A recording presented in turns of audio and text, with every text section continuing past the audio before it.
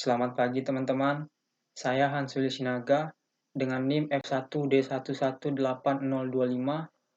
dari program studi Teknik Pertambangan Angkatan 2018 Universitas Jambi.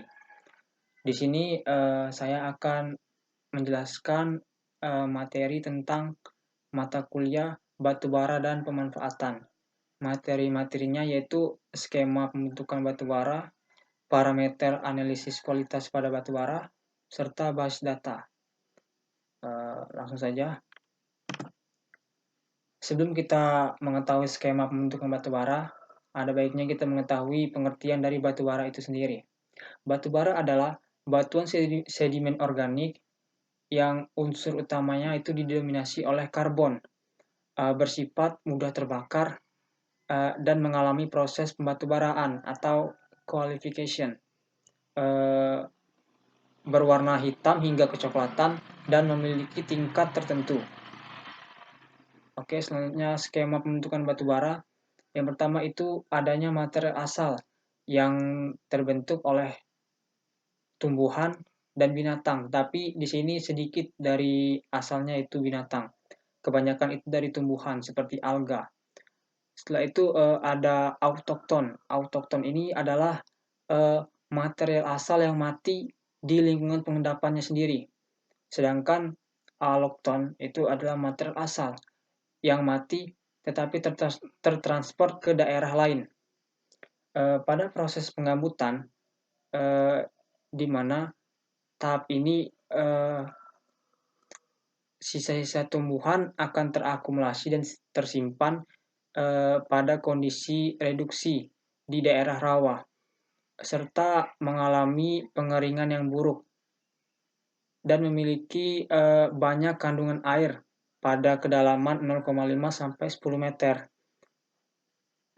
Unsur pembentukannya yaitu adalah karbon, hidrogen, nitrogen, dan oksigen yang dibentuk untuk menjadi humus.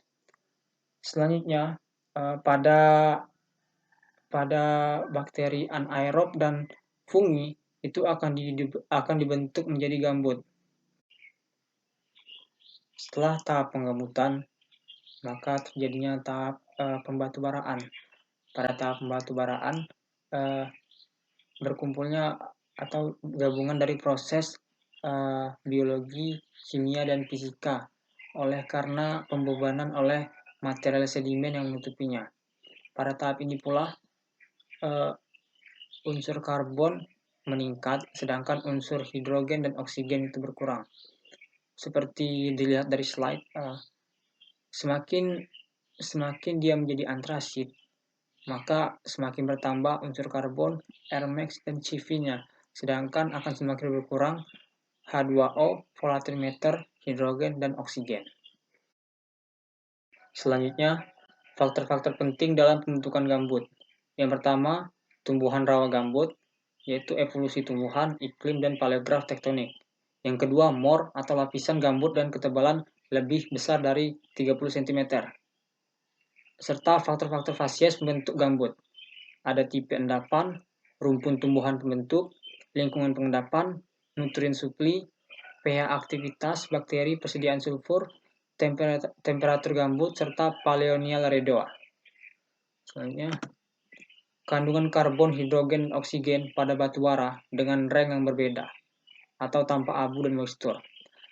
Di sini bahannya yaitu kayu, gambut, brown coal, pit coal, serta antrasit dengan unsur karbonnya 50% untuk kayu, 6% hidrogen, 44% oksigen. Sedangkan gambut unsur karbonnya 55-60%, hidrogennya 5,5-6%, oksigennya 30-40%. Untuk brown coal memiliki unsur karbon 60-70%, hidrogen 5-6%, oksigen 20-30%. Untuk bahan pit coal atau bituminous, unsur karbonnya 75-90%, 4,5-5,5%, unsur oksigennya 5-15%.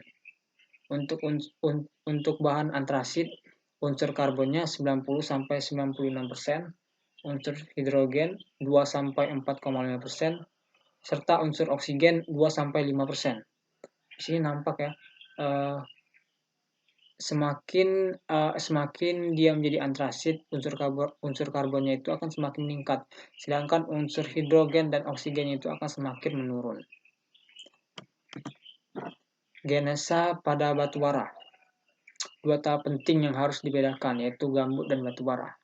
Gambut adalah batuan sedimen organik yang dapat terbakar, berasal dari tumpukan hancuran atau bagian dari tumbuhan, dan kandungan mineral lebih kecil dari 50% dalam kondisi kering. Sedangkan batu bara adalah batuan sedimen yang dapat terbakar, berasal dari tumbuhan, berwarna coklat sampai hitam, yang sejak pengendapannya terkena proses fisika dan kimia.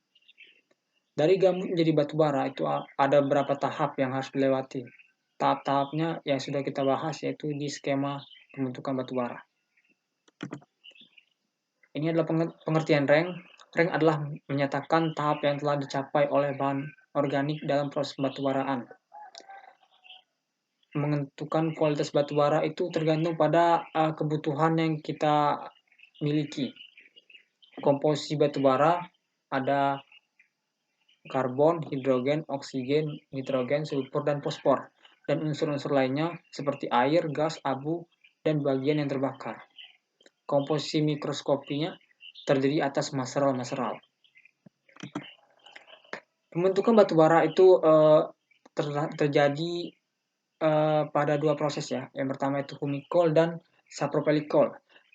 Kalau humicol itu melewati tahap gambut, sedangkan sapropelyc tidak melewati fase gambut. Humicol memiliki komponen organik terbesar, yaitu material yang mengkilap berwarna coklat sampai hitam. Sedangkan sapropelyc banyak mengandung material organik dan mineral. Pada humicol, pada rank rendah secara mikroskopis didominasi oleh huminid, dan pada rank yang lebih tinggi didominasi oleh vitrinit. Sedangkan sapropelycol secara mikroskopis dibedakan menjadi boget coal dan channel coal. Ciri khas dari humicol itu berlapis, sedangkan ciri khas dari sapropelycol tidak berlapis. Ini adalah komposisi batu bara. Di sini ada raw coal, rawa batu bara, di mana itu memiliki komponen air, karbon, dan abu.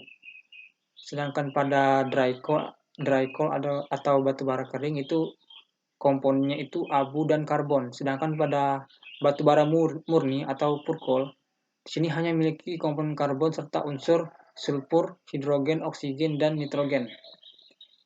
Di sini juga ada kokas yang memiliki komponen karbon fix atau karbon tertambat dan abu, serta wall ash atau keseluruhan abu memiliki senyawa SiO2, Fe2O, 3, Ai2, TiO2, CaO, MgO, SO3, Na2O, K2O, serta diverse. Selanjutnya basis data. Basis data adalah dasar yang dipakai untuk menyatakan nilai dari suatu parameter. Komponen-komponen basis data itu ada total moisture, mineral matter, dan pure coal. Di sampingnya itu ada simbol seperti AR atau as achieved, yaitu persentase batu bara total termasuk kandungan air pada saat di lapangan. Sedangkan AD, air drive basis, itu adalah persentase batu bara kecuali kandungan air permukaan. Sedangkan dry basis itu adalah persentase batu bara tanpa kandungan air. Selanjutnya ada dry ash free, yaitu persentase batu bara tanpa kandungan air dan kandungan abu. Sedangkan dry mineral matter free itu adalah persentase batu bara tanpa kandungan air dan mineral matter. Contoh kasus dalam basis data. Misalkan kita mendapatkan 10 kg batu bara dari lapangan sampai di laboratorium menjadi 8,5 kg. Itu dikarenakan terjadinya ada surface moisture. Setelah itu digerus menjadi 0,1 mm dan diambil 1 gram serta dipanaskan 100 derajat Celcius. Ditimbang menjadi 0,85 gram. Dibakar hingga tersisa abu 0,05 gram.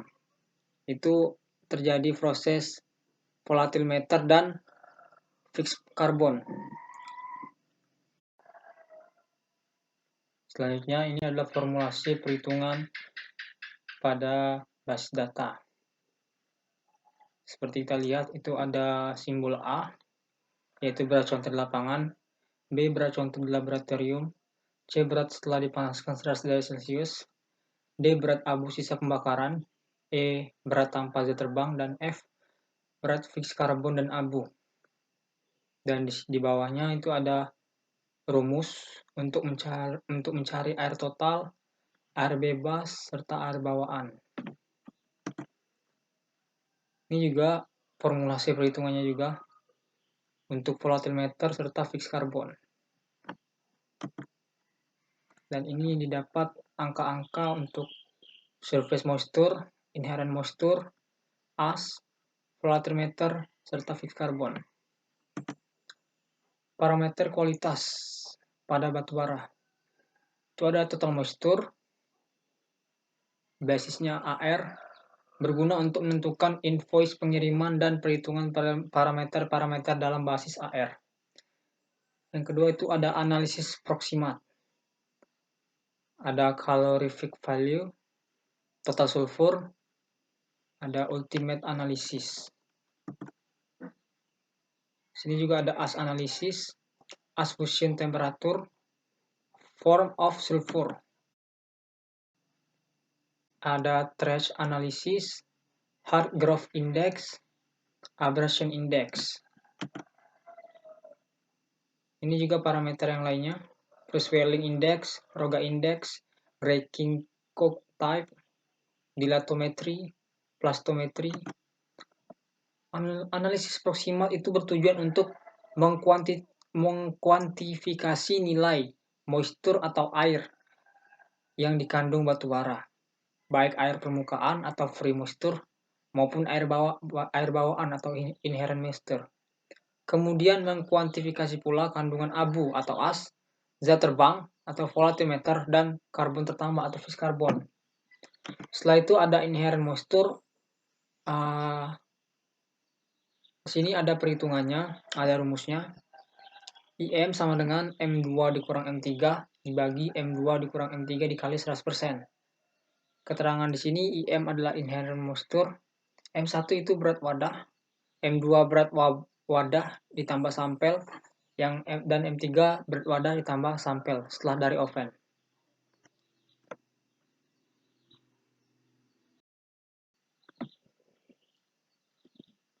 Selanjutnya ada as content. Ini ada simulasinya, panggang sampel dengan suhu 500 derajat Celcius selama 30 menit, lalu naikkan suhu menjadi 750 derajat Celcius, kemudian diamkan hingga 1,5 jam.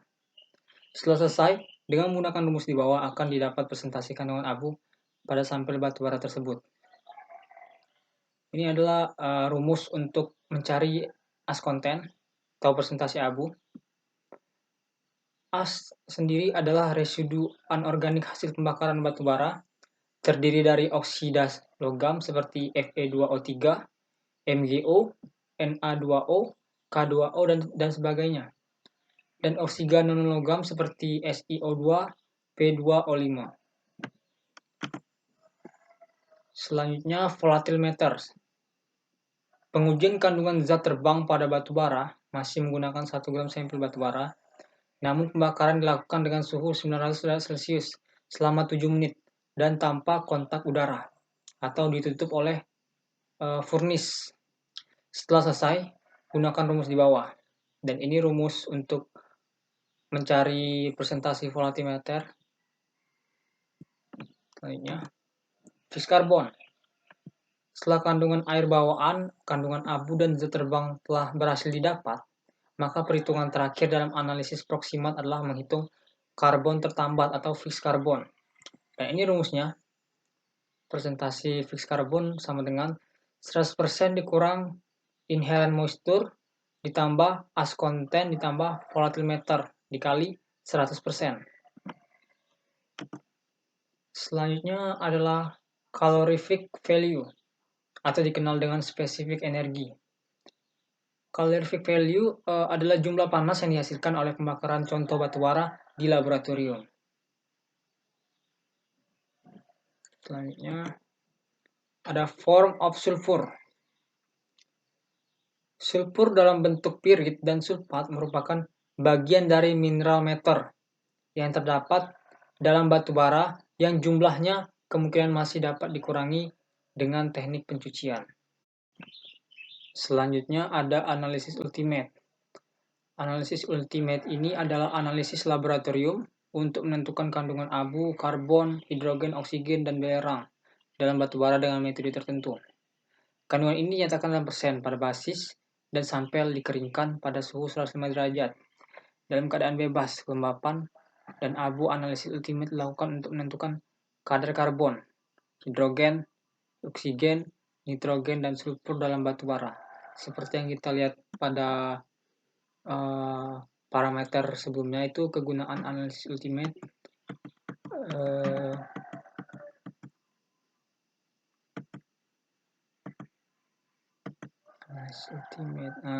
Biasanya ditentukan dengan analisis dari sampel yang sudah bebas dari kelembapan permukaan dan hasilnya dihitung ke basis DMFF atau dry mineral matter free dengan koreksi kelembapan dan kandungan mineral dari sampel penjumlahan sama dengan 100% kandungan hidrogen dan oksigen. Oke, baiklah. Sekian dari penyampaian materi saya. Apabila ada kesalahan dalam penyampaian materi itu, saya minta maaf dan sekian dan terima kasih.